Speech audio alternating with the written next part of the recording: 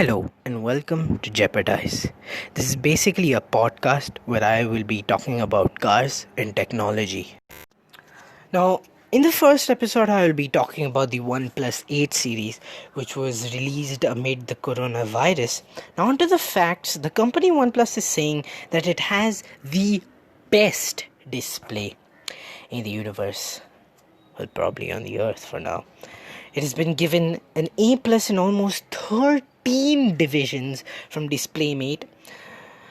It has got a QHD plus display. The OnePlus 8 Pro has a screen which is 10-bit, which means that it displays a billion colors with a B for ball, which is actually 64 times than all the previous versions of the OnePlus devices.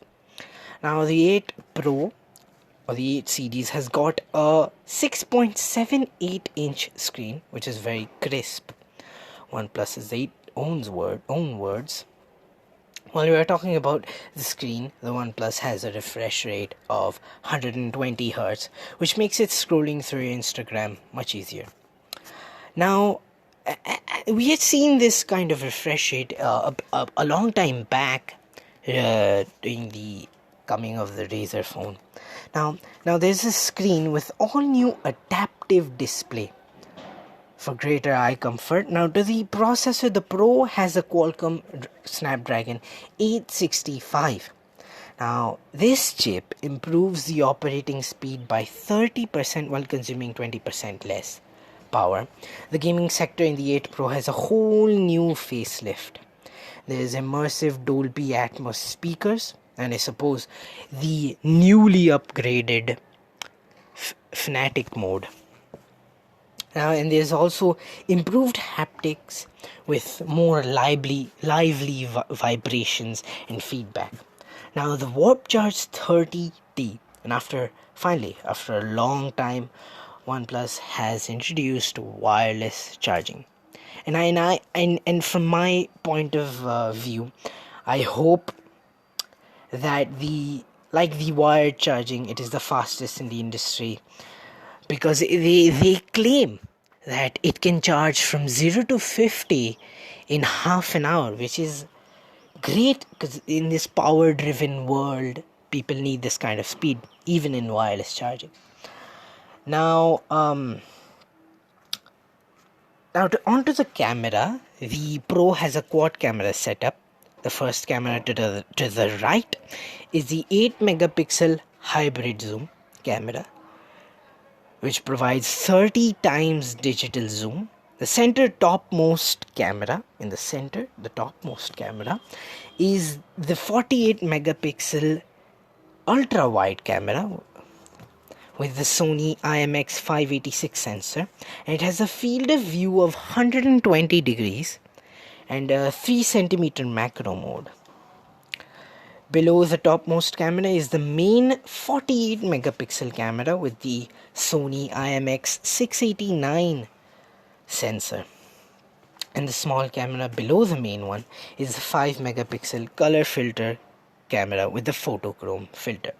Now, the probably best thing about the 8 Pro's camera is that when you're standing in front of the sun, most people have observed it, that the face becomes black. Now, what OnePlus is saying, that they combine all those black images and black faces, not to be racist, together to make a brighter face. That's a good riddance of the black faces. That's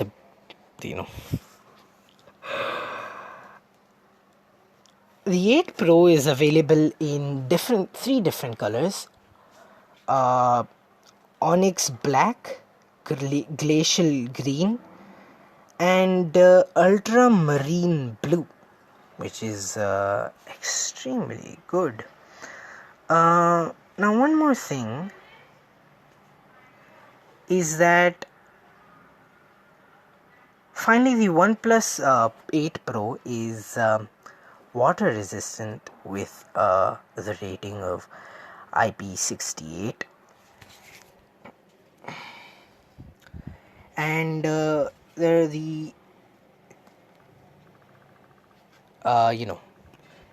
the variants of the RAM and ROM, 8 GB and 12 GB, and 128 and 256, which is quite good at this moment.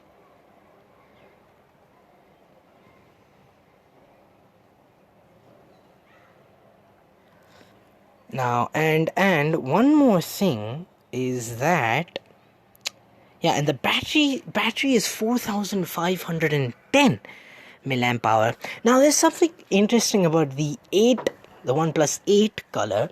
This color? I don't remember the name. I'm really sorry. You can go search for it on the internet. OnePlus said that we got our camera man to take 1,000 pictures of the OnePlus 8 of this specific color, and they took 1,000 pictures from all different angles, and from all different angles it gave out different colors, and which is extremely astonishing. I'm actually surprised by the fact 1,000 different colors and 1,000 different images. It's extremely beautiful. Now, leaving OnePlus aside, let's just talk about something that's coming in the future, and it's quite surprising. In fact, it's extremely surprising. Samsung is aiming to release a phone of a 600 megapixel, and they say the phone's camera is, quote, rivaling the human eye, unquote. The human eye is around 576 megapixels, and the phone will be 24 megapixel more than the human eye.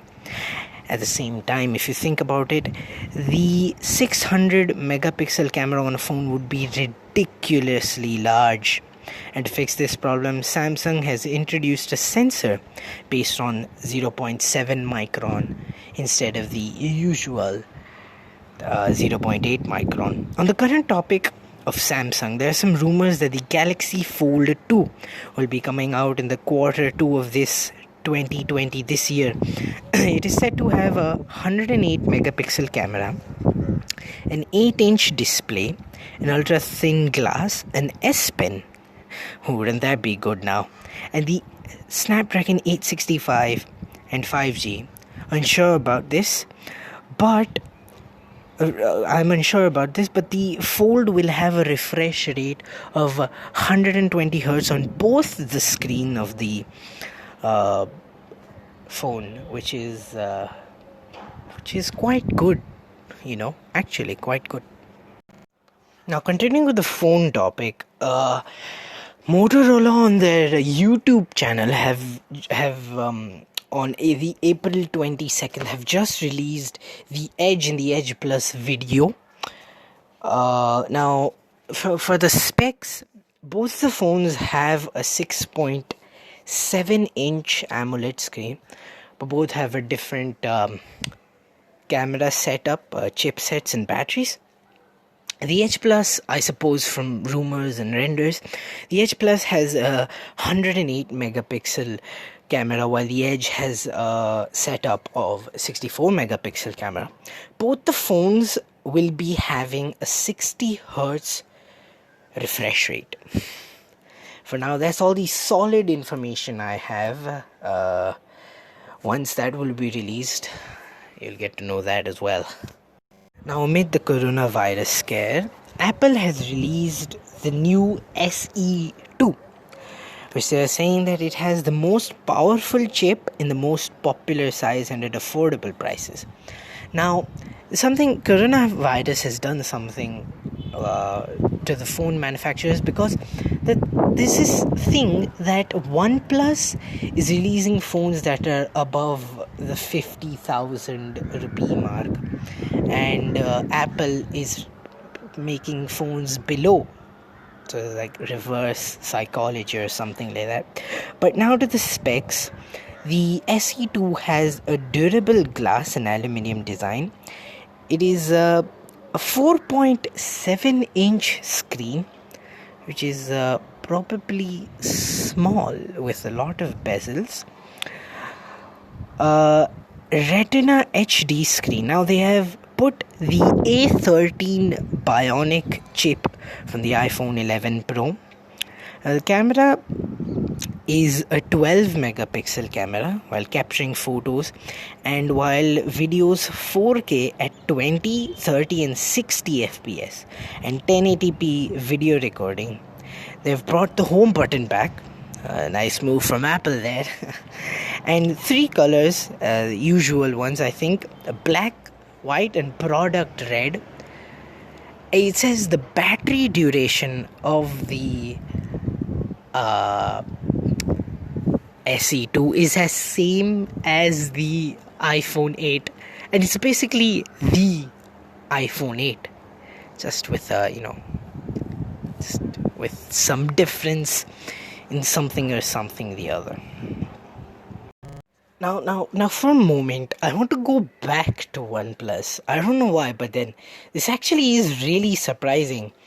News has appeared about a day or two ago that the OnePlus 8 series' display, or the Pro, I'm not really sure what phone is it, has been plagued by what some people call a green tint on the screen. Now, according to the community forums, the green color hue is only seen when the brightness of the phone is reduced, and the issue becomes noticeable when the lights are dim or in the dark. Now, to fix this issue or to solve this problem, you could do one thing. You could disable the DC dimming option by going to the utilities in the settings. Now there's one more thing which is actually a bit surprising.